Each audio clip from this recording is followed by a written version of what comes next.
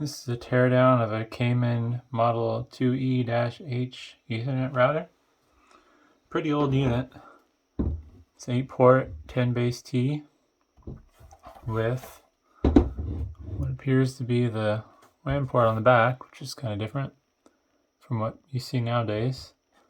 Serial managed and even uses an external power supply. Pretty simple. 4 screws on the bottom. Top cover comes off and you have access to the board.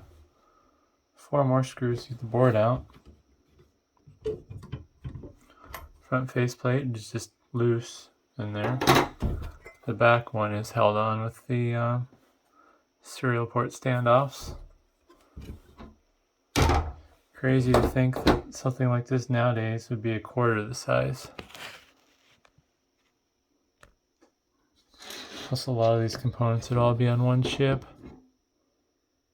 That should be the main controller.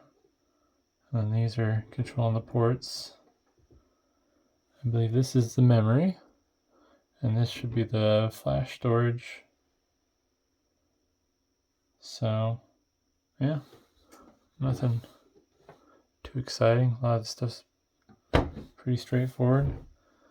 Looks like it might have had some options for expandability that weren't populated in this one. Some external add-on modules.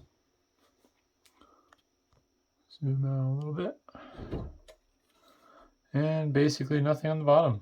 So all the components are on the top side of the board. But yeah, thanks for watching.